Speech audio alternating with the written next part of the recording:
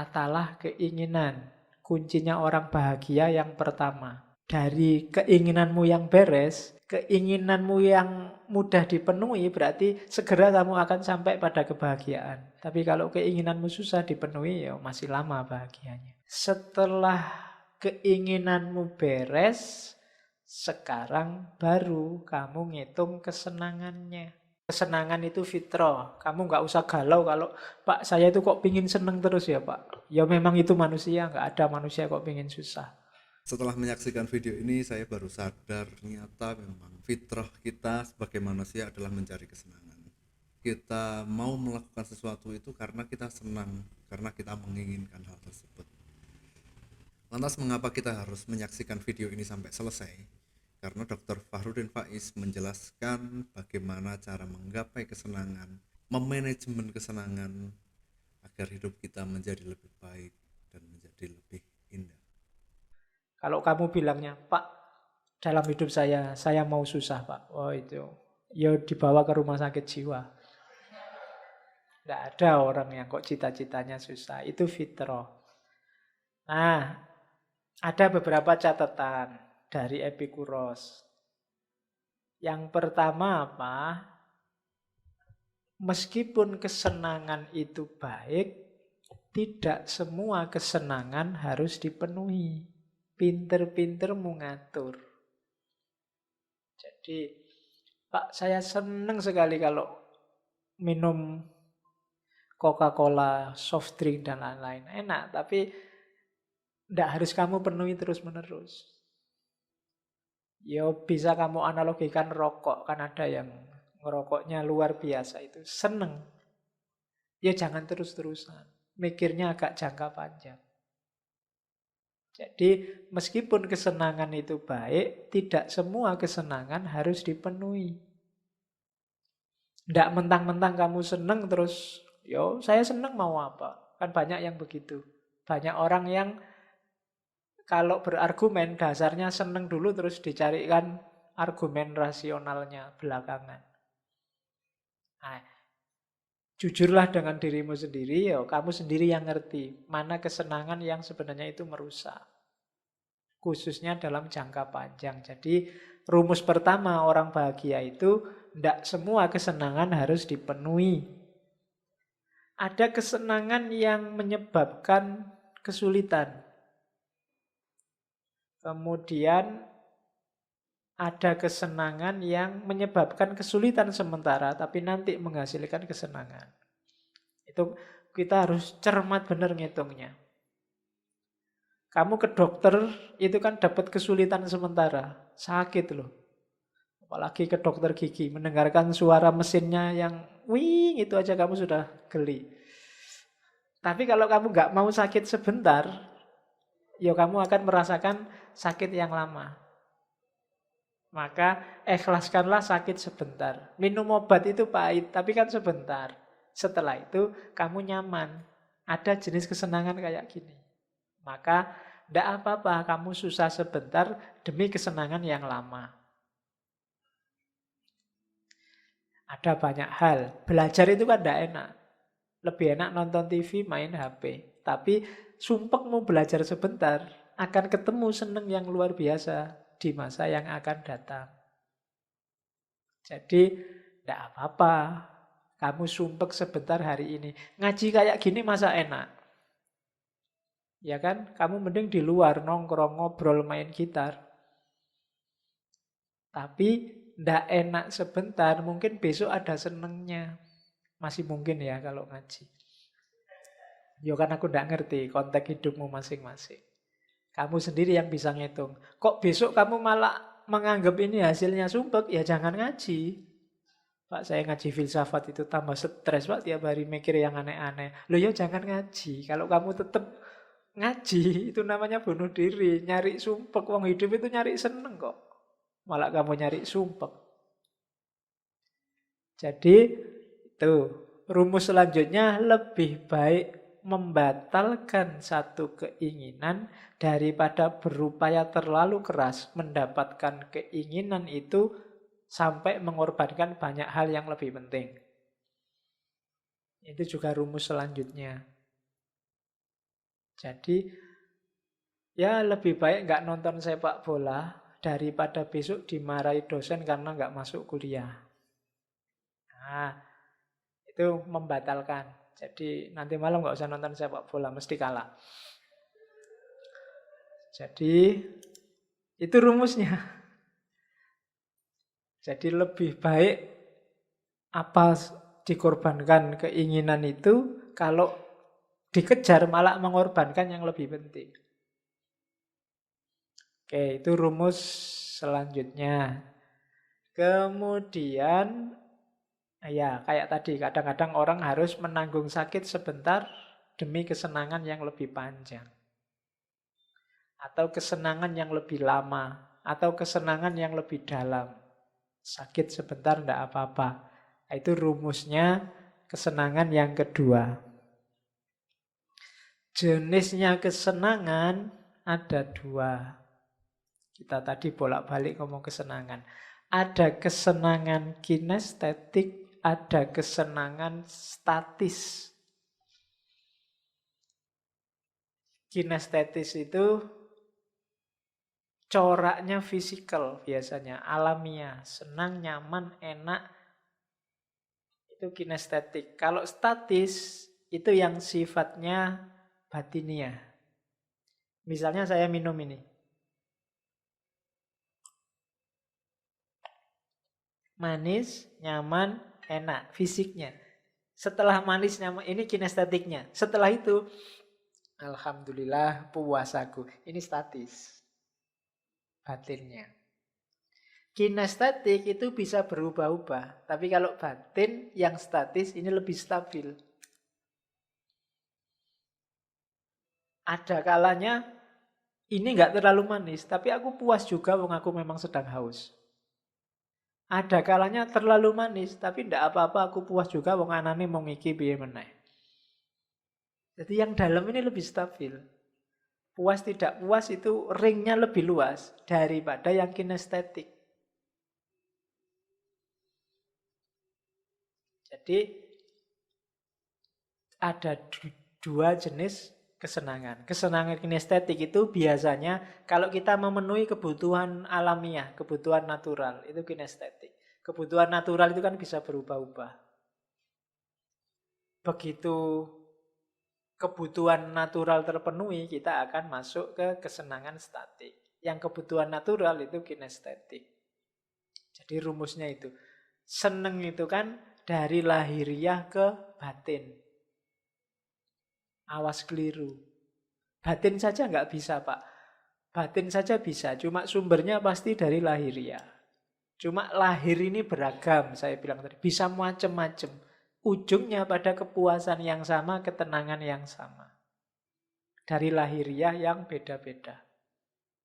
Seneng yang batin itu kan sama. Mungkin kamu gonta-ganti pacar 3 kali. Pacarnya beda-beda.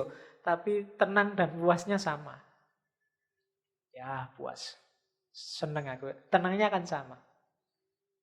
Rasanya beda, tapi tenangnya sama. Kok rasanya beda? Nyaman. Pacar kok rasanya beda. Apa bahasan nih? Yo pacarnya beda-beda lah gitu wae. Tapi nyaman dan puas di batinnya itu sama. Jadi statis itu lebih stabil. Kalau kinestetik itu bisa macam-macam. Ada yang puas secara statik tapi secara kinestetik enggak. Minuman kok pahit gitu ya. Tapi karena yang bikin kamu enggak apa-apa, enak. Statik kan. Jadi batinnya sama-sama puas meskipun kinestetiknya enggak. Jadi kategorikan ini yang lebih kita kejar apa? Ya yang statis. Jangan ketipu dengan yang kinestetik. Kinestetik itu kadang-kadang kesenangan sebentar harus ditebus dengan kesumpekan yang panjang. Maka orang yang paham logika ini tidak akan mau nginep berdua sama pacarnya di hotel. Kenapa? Ketika kamu nginep itu yang kamu kejar kesenangan kinestetik. Statiknya tidak akan ketemu. Yo puasnya sih ya tapi sebentar. Setelah itu galau lagi kamu sumpek lagi. Ini keluar hotel ada yang tahu enggak ya? Nanti bisa macam-macam dan efeknya bisa panjang. Kalau yang kamu kejar hanya kesenangan kinestetik. Jadi ada dua jenis kesenangan, perhatikan kesenangan yang statis. Lebih long lasting, durasinya lebih lama dibandingkan kesenangan yang kinestetik, yang sifatnya fisikal. Maka jangan tertipu oleh yang fisik. Yang fisik bisa berubah-ubah. Kalau kamu suka seseorang hanya dari wajahnya, yang bikin kamu puas wajahnya, maka 50 tahun yang akan datang dia akan kamu buang. Karena mesti wajahnya berubah. Ya kecuali tadi operasi plastik. Jadi, tidak ada orang yang cantik atau tampan itu permanen. Yang permanen kan jelek. Loh iya, kejelekan itu kan permanen. Saiki jelek, besok jelek, sampai besok-besok ya tetap jelek. Jadi, jelek itu absolut. Kalau cantik itu temporer. Jadi relatif. Oke, maka carilah yang lebih sejati. Jangan nyari yang temporer. Oke, carilah yang statis, jangan yang kinestetik. Oke, terus. Nah, ngukurnya terus gimana kesenangan itu? Ukurlah dari 3 hal. Intensitasnya, durasinya, dan kemurniannya. Ya. Ini ranking ya, 1, 2, 3. Semakin ke bawah, semakin sejati, semakin ke atas, semakin enggak. Yang paling mudah seneng itu diukur intensitasnya, kuatnya rasa. Enak, nikmat. Jawa Timur kan gitu ngomongnya. Ya, kuwedi, duwowo kan gitu. Loh iya loh, Jawa Timur kan gitu kalau ngomong.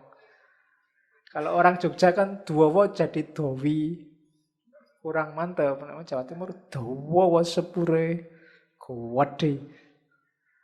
Oke. Diuber-uber melawayu. Nah, itu orang Jawa Timur. Ya. Lalu kan itu nadanya itu sangat luar biasa. Saya kan Jawa Timur ngerti.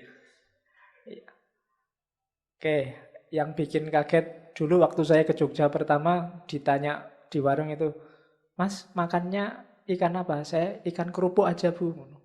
Heran, ikan kok kerupuk? Karena Jawa Timur kan ada mangan iwak kerupuk. Jadi, iwak kerupuk, jadi ada ikan kerupuk. Itu di barat tidak ada ikan kerupuk itu.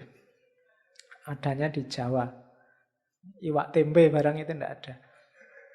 Oke, jadi kesenangan yang pertama diukur kuatnya rasa. Enak tidak enak secara indrawi.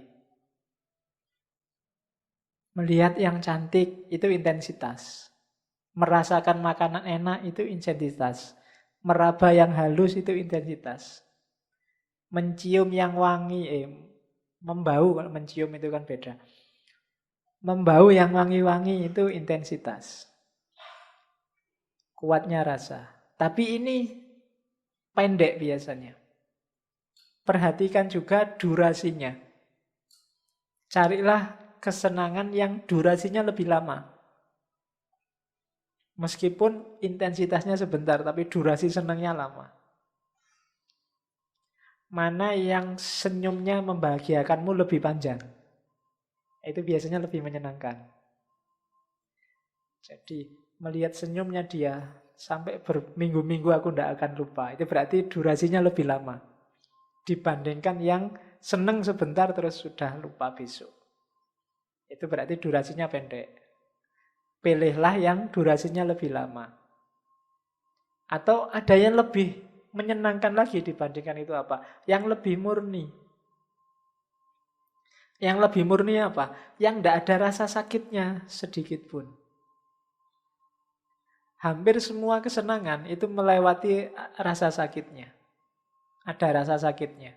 Tapi carilah jenis kesenangan yang tidak ada kandungan sakitnya sama sekali. Itu biasanya kesenangan yang lebih layak untuk dinikmati. Ya, kesenangan yang dimulai dari rasa sakit itu misalnya senangnya makan itu kan diawali dari sakitnya lapar. Enaknya tidur itu kan diawali dari sakitnya kamu ngantuk.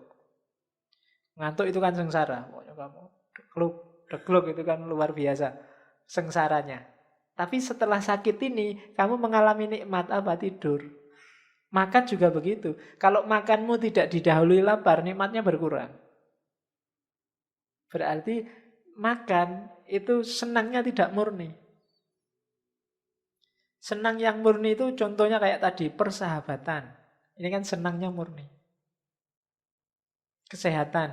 Kalau Epikuros mencontohkan kesehatan karena kesehatan itu senangnya murni.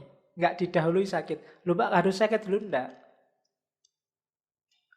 Kan minum obat. Lo minum obat itu kalau kamu sudah sakit. Kalau hidupmu baik, hidup baik itu nikmat. Hasilnya sehat, sehatnya juga nikmat. Jadi itu berarti apa? Lebih murni. Mungkin agama bisa kamu masukkan, cuma Epikuros orangnya tidak percaya Tuhan secara eksistensial, dia percayanya Tuhan fungsional aja. Kalau ada manfaatnya ya, kalau enggak ya buat apa. Ya, jadi Tuhan yang fungsional. Kalau Tuhan yang tidak jelas nanti dia punya teori yang menggegerkan dunia teologi. Terus yang ketiga, tadi kan seneng. Yang ketiga ini, kalau kamu ingin bahagia sebenarnya simpel. Merasa cukup dengan apapun yang kamu miliki. Jadi seneng itu tidak perlu dikejar. Langsung aja kamu nikmati sekarang. Apapun kondisimu. Maka kamu akan bahagia. Ada apapun yang kamu nikmati sekarang, sedikit atau banyak, besar atau kecil, luar biasa atau biasa, nikmatilah. Kalau bahasanya agama, bersyukurlah. Maka kamu saat ini juga bahagia, tidak usah nunggu besok-besok. Pak, saya ingin mengejar kebahagiaan. Ngapain dadak dikejar? Nikmati sekarang juga. Wong dia nggak lari kemana-mana. Dan dia juga ndak hilang. Kalau adanya cuma teh sama air putih, kopinya nggak dibawa ke sini, dinikmati aja apa adanya. Kalau kamu ndak adanya teh sama air putih kok membayang-bayangkan kopi, wah kopi kuwi enak mungkinnya kalau ada di sini. Nah, itu mesti nggak bahagia kamu. Tapi kalau kamu merasa cukup dengan teh sama air putih ini ya sudah. Bahagia kamu sekarang. Apakah punya pasangan atau kamu sedang jomblo dan kamu merasa cukup dengan itu, ya sudah. Jomblo kan nggak masalah, kamu masih bisa beli sabun. Bunganya opo kamu? Lah kok kamu ketawa, emangnya kemana arahnya? Oke, jadi merasa cukup dengan apa yang kamu miliki sekarang. Kuncinya itu. Kenapa? Karena dengan kamu tidak ngejar kemana-mana, ya segalanya mudah dicapai, segalanya mudah dinikmati. Kita juga lebih sehat, kita juga tidak galau kalau ada macam-macam. Sudah enak wis. Cukup bahasa akhlaknya namanya qanaah. Punya uang 1.000 ya dinikmatilah 1.000 itu. Beli aja permen. Kalau punya uang 1 juta ya dinikmatilah yang 1 juta itu. Biasa aja.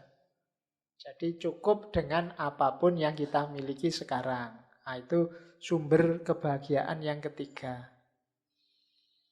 Oke, tadi dimulai dari salah paham tentang kebahagiaan, terus sumbernya kebahagiaan, sekarang kita sembuhkan penyakitnya. Yang bikin orang tidak bahagia itu apa?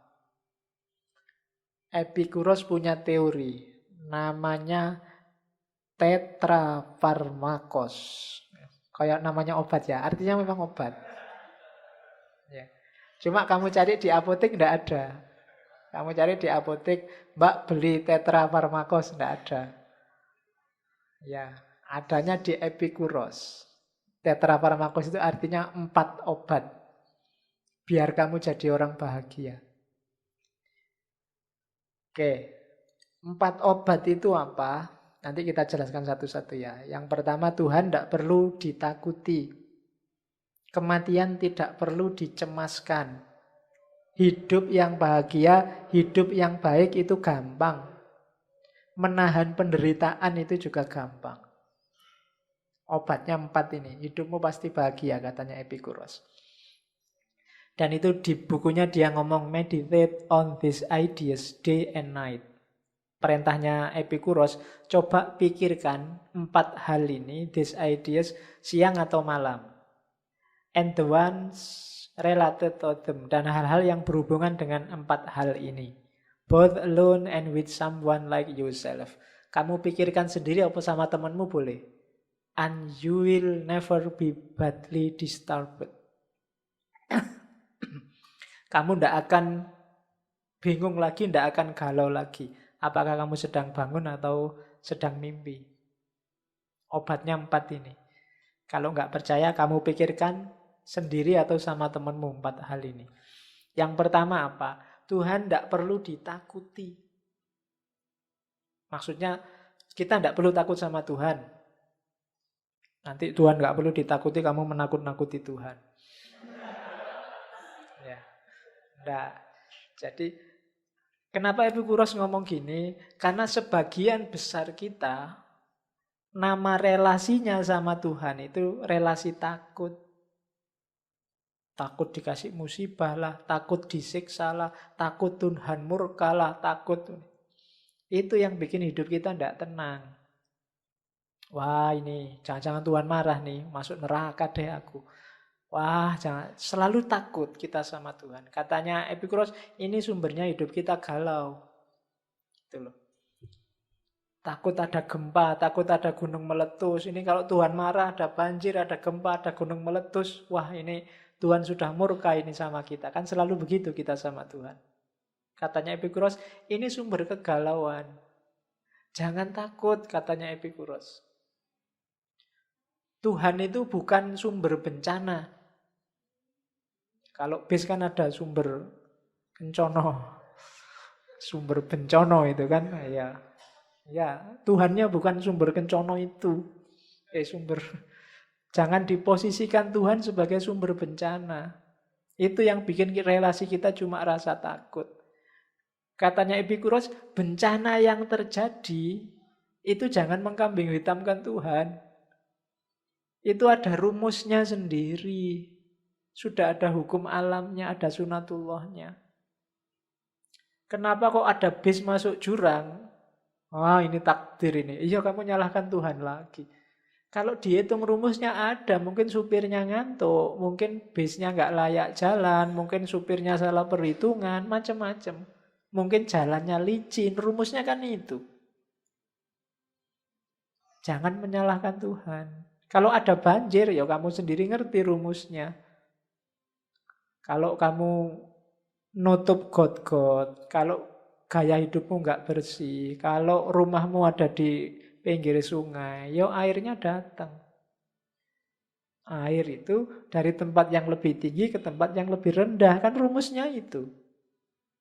Dan Allah nggak akan mengkhianati itu kalau itu sunatullahnya. Masa rumahmu di bawah terus airnya datang, wah ini nggak boleh ini kesayangannya Allah terus airnya muter gini kan nggak.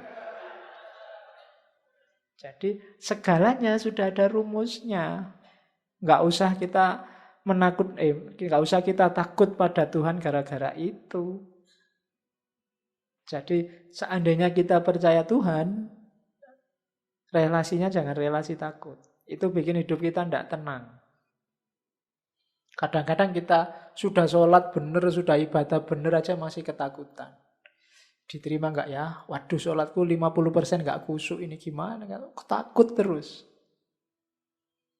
Itu Tuhan juga bingung, mau menghibur kamu tenang aja ya nggak bisa. Biar ya caranya, mungkin gitu Tuhan. Kamu ketakutan sendiri sih tanpa alasan. Iya. Nah, tenanglah hidupmu, bukan Tuhan biang keladinya macam-macam bencana. Hidup sudah ada rumusnya sendiri. Kalau kamu kurang ajar, ya nggak disukai orang. Itu kan rumus namanya. Kalau kamu asal, ya nanti mesti celaka. Itu rumus sudah. Jadi, ndak usah terlalu takut sama Tuhan. Allah itu sudah menciptakan alam semesta dengan rumus-rumusnya, dengan hukum-hukumnya. Itu bahasa Islamnya begitu. Kalau ini bahasanya Epikuros. Terus, ini yang saya bilang tadi. Epikuros itu jajal pakai logika, menganalisis Tuhan. Ini dulu pernah saya bahas di ketika ngomong tentang argument of evil. Argumen kejahatan yang melawan Tuhan. Katanya Epikuros, ayo dipikir ya. Tentang bencana alam. Ini namanya trilema. Trilema Epikuros. Alam ini kan banyak sekali kejahatan. Orang kan sering mengaitkannya sama Tuhan. Tentang kejahatan, apakah kejahatan manusia atau kejahatan alam. Itu kira-kira kehendaknya Tuhan atau bukan, kekuasaannya Tuhan atau bukan. Epikuros tanyanya gini, trilema itu kelanjutannya dilema. Kalau dilema kan ada dua pilihan, kamu harus milih salah satu. Kalau trilema itu 3 persoalannya. Kalau 5 berarti pancalema. Ya nanti Pancasila kalau nggak jelas maunya kemana jadi pancalema. Oke, katanya Epikuros, kira-kira kejahatan itu Tuhan mau tapi tidak mampu melenyapkannya. Kalau kayak gini, berarti Tuhan itu tidak usah ngaku dia maha kuasa. Wong Tuhan kok tidak mampu. Terus pertanyaan kedua, kalau memang Tuhan mampu, kira-kira Tuhan mampu, tapi dia nggak mau, ayo gimana? Oh ya berarti nggak usah ngaku Tuhan juga. Tuhan katanya maha penyayang. Masa nggak mau menyingkirkan kejahatan? Problem kedua. Problem ketiga, ya Tuhan itu mampu juga mau, maha kuasa, maha penyayang. Loh buktinya masih ada kejahatan. Loh, Tuhan itu berarti kalau begitu ya tidak mampu, ya tidak mau. Ya kalau gitu nggak usah disebut Tuhan. Ini namanya trilema. Jadi adanya bencana itu secara logis membantah eksistensi Tuhan. Saya tidak akan jelaskan ini panjang, dulu sudah tak jelaskan di Theodicy, Problem of Evil. Kalian tinggal mau refer lagi ke rekamannya ini. Cuma saya sisipkan sebentar waktu ngomong kebahagiaannya Epikuros. Kita lanjutkan ke untuk menghindari ketidakbahagiaan yang kedua. Kematian. Yang bikin orang galau, yang kedua sebagian besar adalah tentang kematian. Banyak orang takut nasibnya besok setelah mati. Sehingga hidupnya tidak tenang. Banyak hal yang bisa dia nikmati, tidak bisa dia menikmati. Karena membayangkan besok aku kalau masuk neraka disetrika, ditusuk-tusuk, dibanting-banting kan. Gambaran kita tentang neraka kan begitu. Dulu waktu kecil saya membaca komik neraka itu, wah ngerinya luar biasa itu. Karena ada itu kan komik itu, neraka itu penuh dengan peralatan tukang di sana. Iya loh, ada palu, gergaji, lenggis, pokoknya di sana semua. Bayangkan. Itu kan kamu membayangkan itu aja kan ngeri luar biasa. Wah. Jadi katanya Epikuros gini loh, itu kamu termakan bayanganmu sendiri. Coba lihat baris ketiga itu. Kematian tidak perlu dikhawatirkan hari ini. Karena kita sekarang masih hidup. Juga tidak perlu dikhawatirkan nanti. Karena nanti kita sudah nggak ada. Ya, nanti Epikuros dikenal orang yang tidak percaya Tuhan juga tidak percaya hidup sesudah mati. Tapi kalau pakai logika kayak tadi, logika yang awal tadi bahwa yang kalimat pertama jelas, nggak usah galau dengan kematian, wong kita masih hidup. Kalau besok sudah mati kan belum jelas ada apa besok sudah mati. Kok kita sudah galau? Belum-belum, ya belum-belum itu bahasa Jawanya durung-durung. Nggak tahu di bahasa Indonesia baku apa ndak itu. Belum-belum kok sudah takut itu. Durung-durung kok wis wedi gitu. Ya, kayak mahasiswa nulis skripsi, para petani pagi hari pada berangkat ke sawah. Itu kan pada berangkat ke sawah. Oh, podo mangkat ning sawah. Iya. Lah ya kan berarti aku sing nulis Jawa asli itu kan. Tak bahkan kok kalimatnya ada padanya, pada berangkat ke sawah. Tak pikir-pikir oh maksudnya podo mangkat ning sawah. Ya. Ya kan sering mahasiswa itu ngono kelihatan aslinya. Jadi besok setelah mati kan kita tidak tahu situasinya di sana kayak gimana. Kok sudah takut?